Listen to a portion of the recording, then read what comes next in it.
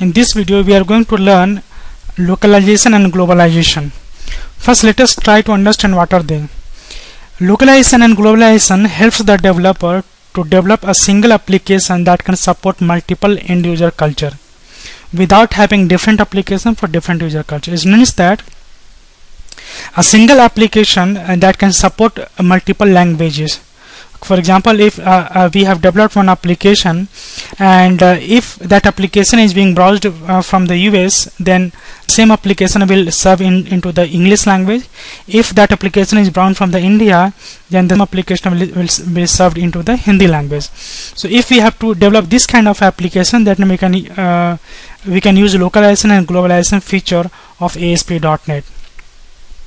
So first, let us try to understand that how to list cultures in the drop-down. Okay. So first, what I'm doing is that I'm going to create one drop-down list into the my ASPX page. So here is my code of the drop-down, and I'm simply pasting it into my ASPX page. And let me tell you what is in this. We have a specified data text field of this drop-down to display name and the data value field to name. I will come to this later on, but first let us copy paste the code of the code behind. So I'm just going ahead and copying paste from of the code of my code behind file. Okay, and here it goes. Now one very important thing is that in order to use the globalization and localization, we will have to use a namespace called system.globalization, because in this namespace you have all the classes and objects that you can use for the globalization and localization. So that's what I have used here.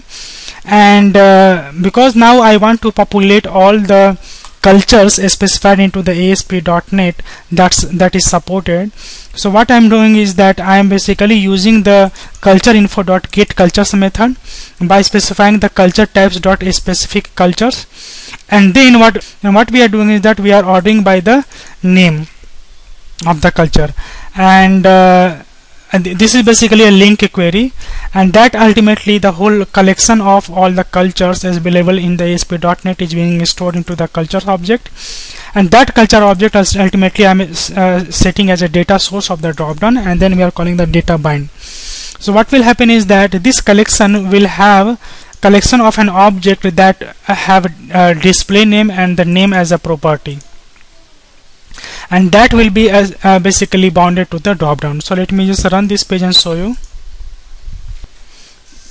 And default cannot be found in the actually this error is coming because of this theme that was applied. So let me just delete this also, and now refresh. So I'm going to refresh my page, and you can see that all the cultures that is supported in the ASP.NET is being listed here.